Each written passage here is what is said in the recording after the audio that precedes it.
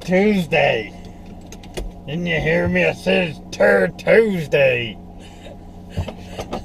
I said don't use that phone. I thought you said to use it. Oh. Hi, everybody. Hello. It's Tuesday out Yes, on the it is. interwebs.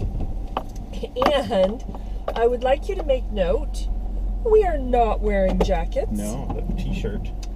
It's awesomeness. I'm told I have the right to bear arms.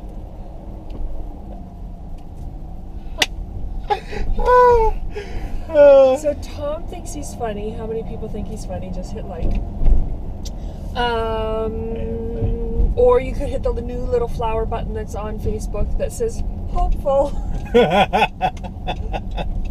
Maybe I'm hopeful. Yes, that's true. Maybe I am hopeful.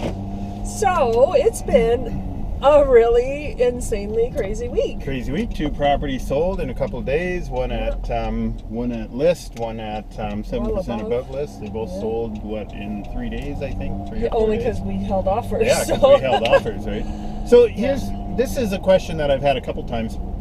People calling in, so I thought I would try and answer for it today, which is holding offers. Yes. Right? Why do we do it, and what's the benefit? A lot of people think that we're doing it just for the seller to get them more for their price, and yes, that is absolutely part of it.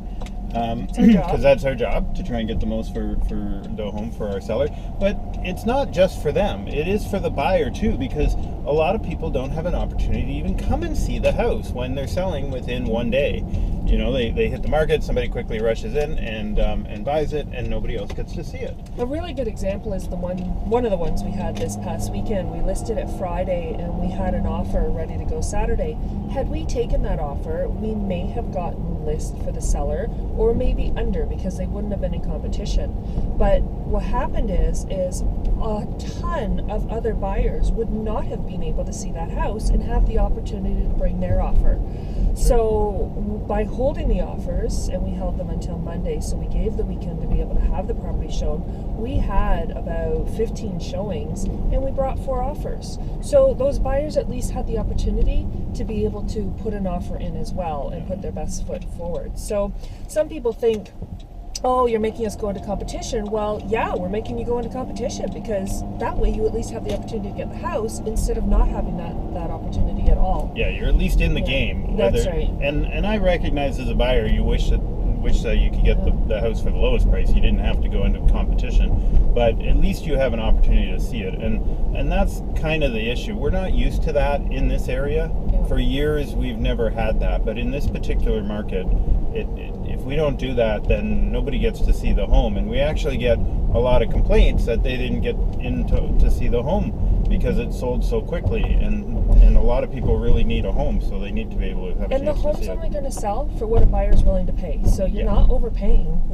even if you are in competition, because a buyer's willing to pay that. So, you know, it's the market we haven't seen here before. But you talk to people in Toronto, and this has been going on for 10 years. Yeah. We've just now had it for a couple of months. So we hope that answers some questions on it. That's right. Mm-hmm. Yeah. Something too, because people are starting to take conditions out of their offers, especially home inspections. I have a client today, we're looking at doing an offer, and we are actually going to go in and do the inspection first.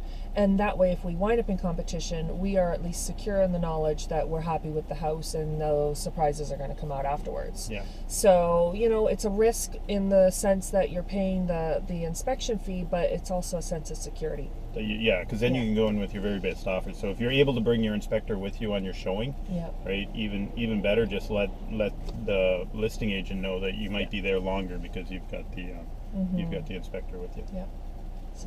198 Colonization Rd. Wonderful property. Amazing So property. Excited about this property. It's got its own private lake. It has, and I say private because there's 3 owners that own a portion of the sides on this lake, which is in the shape of a heart.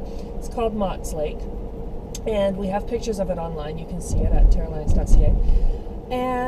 But the other 2 owners, actually, the one doesn't have any house on it, it's just land, and the other one has just a part-time property, it's a cottage. So these are the only permanent residents that's on it. And it's just really neat. It's got 110 acres.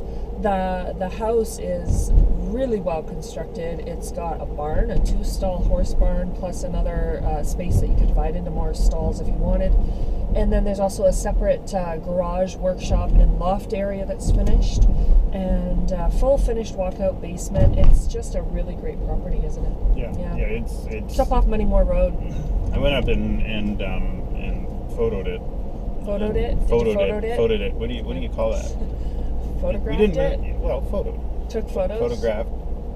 Video? Took photos. Well, We no, haven't done we the didn't video do yet. We didn't do It the was a video dull because it was day. a dull day. Which was perfect for photos. Yeah. But we want sunshine, which we're finally getting. We're finally getting. So we'll be up there videoing it soon. But I photoed it, and it was amazing. Like it's a lake, 110 acres, beautiful trails. It's pretty cool. Gorgeous. If you're looking for that retreat in the country that you wanted to retire to, or that you wanted to grow up with your children on, it is an amazing home.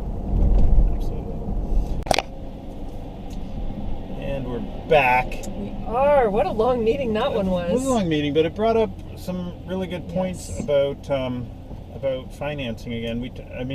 It seems like every week we're talking about financing. In this particular big case, deal. we're talking about waiving conditions.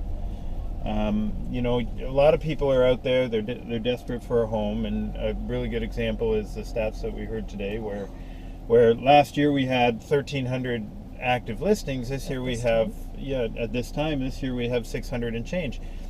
So there's half the active listings. There's lots of people are buying. We have people coming from Toronto, and it leaves this situation where you feel like you need to waive all of your conditions to get a home, and because other people are doing that, and as a result, you're not getting the home because these people can come in firm.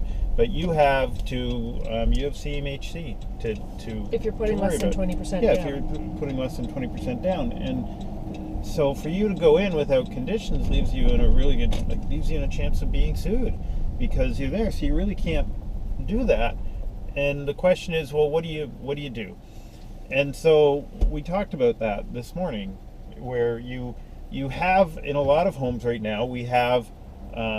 We talked about where we're holding offers for those 3 days, which means that don't wait to get in to see the home when there's that time span. Get in, see the home, see if it's something you're interested in, and then let your lender know what home you're interested in. They can check with CMHC to see whether or not there's going to be any problems with that home. They won't get a final answer, but they'll get a pretty close one. Yeah, and as a result, you can do things like, okay, well, I might still have to put a financing condition in, but I'm only going to put in a 12-hour financing condition, or I'll put in a 24-hour financing condition, and maybe you can put a bigger deposit down to show that you're more serious about that home. So you can do these things that make you look like, even though you've got this condition in, make you look like you are a much more solid option than maybe somebody coming in with no conditions, because the question that we as realtors ask when no conditions come in is, can they really do it? Right? Because somebody's coming in, and what if that home doesn't appraise?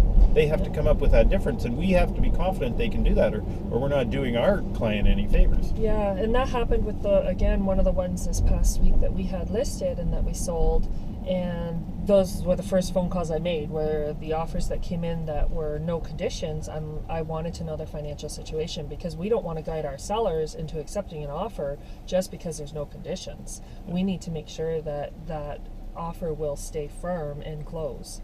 So it's really important, again, to use a realtor, and hopefully us, and making sure, because we are asking those questions to make sure that we're not just, accepting any offer. We need to make sure that the offer that's being accepted can actually follow through and close, because not all do. You have to be careful and make sure that the buyers are selling. We'll help you through it. That's our job.